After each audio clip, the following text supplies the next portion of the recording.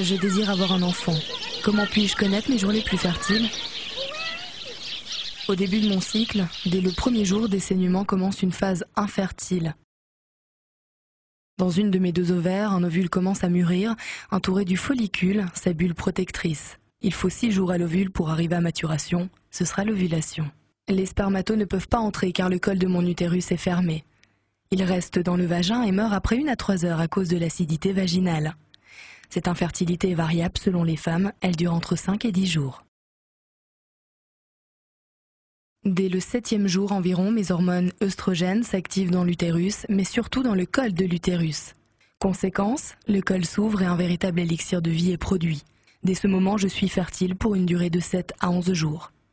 Je le remarque par l'écoulement des pertes, qui ne sont rien d'autre que l'élixir de vie.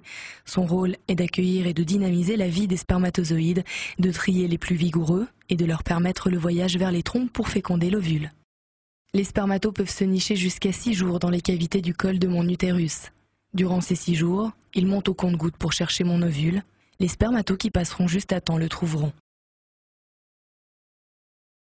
À gauche ou à droite?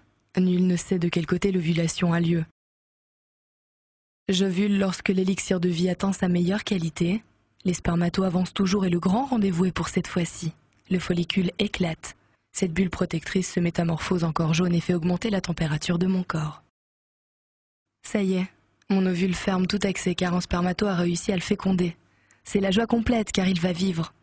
XY donne un garçon et XX une fille. Mon ovule fécondé va s'installer dans l'utérus, une auberge tout confort. Devenu embryon, il m'envoie une hormone HCG, qui est comme un soleil d'amour. Ma grossesse a commencé. 1 semaine après la fécondation, je peux repérer l'hormone HCG par un test de grossesse. Par ma propre observation, je l'apprends en voyant que la hausse de la température continue et par l'absence des règles. Avec mes 12 semaines de vie, mon bébé entend déjà ma voix et celle de son papa. Le lait maternel est la meilleure alimentation pour mon bébé. Pendant les 3 premiers mois, si je l'allaite totalement, je n'ai pas d'ovulation. Je ne peux donc pas tomber enceinte.